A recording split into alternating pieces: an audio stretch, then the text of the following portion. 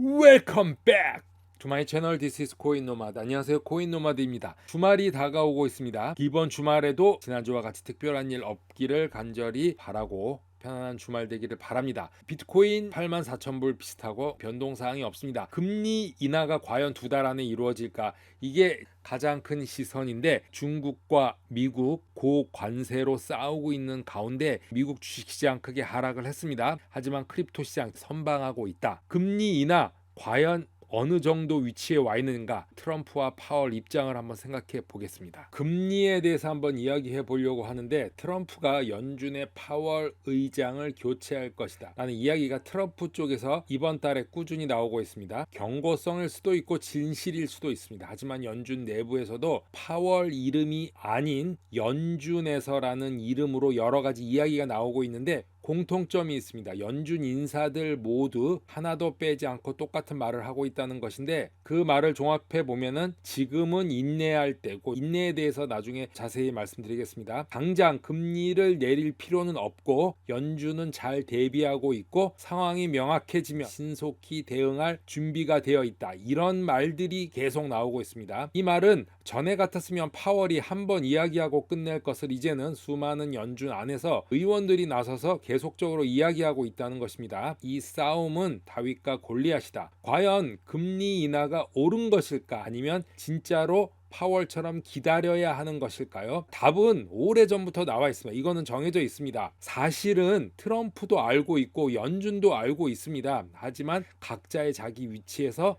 요구하는 것이죠. 금리 인하가 중요한 것이 아니고 너무 큰 것이 다가오고 있다는 것이 문제입니다. 경제를 자포자기한 것일까요?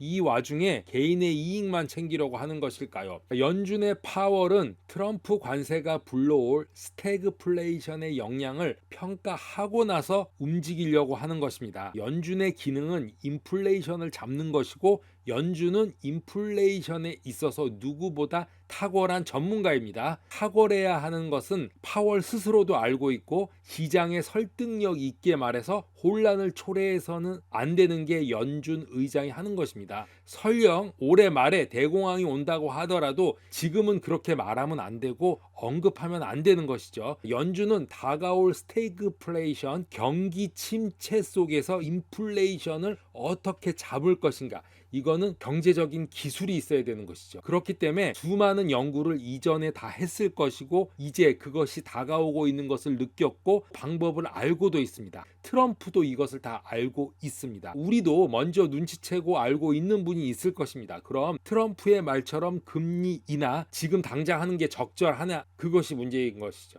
트럼프의 말대로 금리 인하가 적절한 시기인지 복합적인 경제 지표와 정책 우선순위에 따라서 정확한 시기인지는 갈릴 수 있다고 전문가들은 보고 있습니다. 파월은 이미 앞서서 두 번 정도의 금리 인하가 올해 있을 것이고 6월쯤에 첫 인하를 암시했었습니다. 하지만 트럼프는 그 전부터 주구장창 지금 당장 하기를 원합니다. 5월 달에 되기를 원합니다. 트럼프의 주장대로 금리 인하가 바로 당장 필요하다면은 지금의 고금리로 기업의 부담을 줄일 수 있고, 경기 부양이 필요하고 미국 제조업, 수출업 경쟁력 확보가 우선적으로 생각했기 때문에 그런 결론에 이르렀다고 생각을 합니다. 하지만 관세의 악영향이 더 컸죠. 그리고 반발까지 일어나고 있습니다. 사람의 마음을 읽는 것까지는 못하고 있는 실정입니다.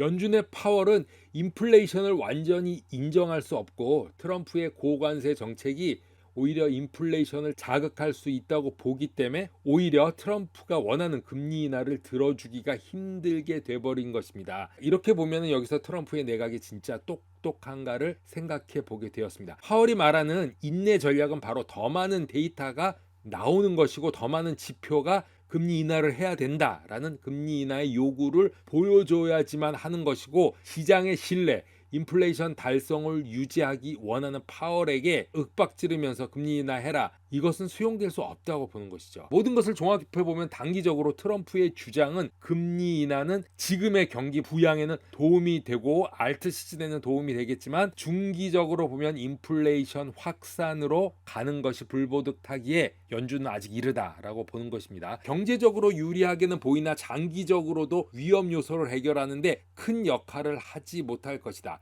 화폐 시스템이 하락기로 가기 때문이죠. 이런 것들이 연준의 입장에서 생각하게 되지 않나라고 생각해 보게 됩니다. 최근에 94% 하락을 만들었던 이 OM 코인 만트라의 CEO 존 패트릭이 나왔습니다. 커피질라라는 이랑 두 명이 인터뷰를 한 내용을 보겠는데, 이 인터뷰가 끝나고 나서 이 CEO는 신뢰 회복을 위한 계획을 공개했습니다. 어쨌든 간에 아직도 정확한 원인은 나오지 않았습니다. 여러 가지 복잡한 원인들이 나왔는데 내부에서 폭락시킨 것이 직접적으로 원인으로 지목되지는 않는 것 같습니다. 어쨌든 OM 보유자들은 큰 손실을 보았는데 존 패트릭이 자신의 보유량을 모두 내놓기로 하고 추가적인 투명성을 위해서 실시간 잔액을 보여주는 다시보드를 구축하고 있다고 말합니다. 최근에 이렇게 러그 풀들이 갑작스럽게 많이 일어나고 있는데, 탄탄히 보이는 이 큰 프로젝트 시총이 1 빌리언, 5 빌리언 이런 프로젝트들도 러그풀 같은 것이 일어나기 때문에 주의를 해야 됩니다. 주된 원인으로 4월 13일 이 OM 토큰이 4시간 동안 6.3불에서 50센트까지 50억 달러 이상이 증발했는데, 미디어에서는 5빌리언에서 7빌리언, 7빌리언까지 보는데 결국의 원인은 대규모 청산입니다. 이 대규모 청산으로 이어졌다. OM 토큰의 큰 손이 거래량이 없는 시간대에 대량 매도 물량 넣었기 때문에 이게 원인이 돼서 거래소에서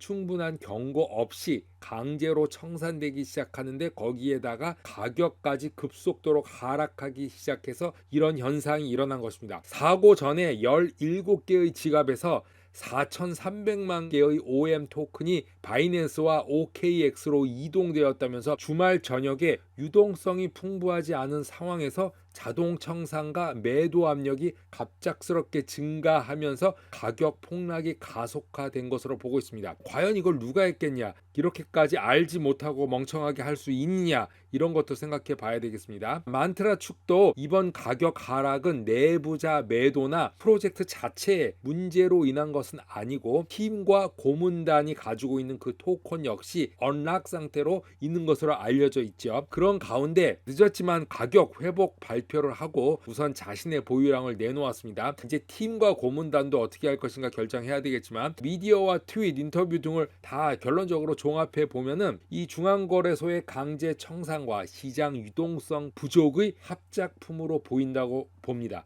하지만 왜 17개의 지갑에서 동시에 이렇게 내놨느냐, 아직도 미스테리인데, 경영진 내부가 개입됐던 개입되지 않았던 결론이야 어찌됐던 간에 투자자들은 벌써 큰 손실을 잃었습니다. 이번은 두 번째인데, 테라 루나 사건 이후에 또 가장 큰 단일 사건으로 기록되는데, 이 크립토 시장에 대한 신뢰가 잃어가고 있는 것이다. 이 알트코인 이거 더 이상 믿을 수 없다. 이런 쪽으로 점점 가는 분위기로 보이고 있는 것이죠. 코인 노마드 오늘은 여기까지 하겠습니다. 감사합니다.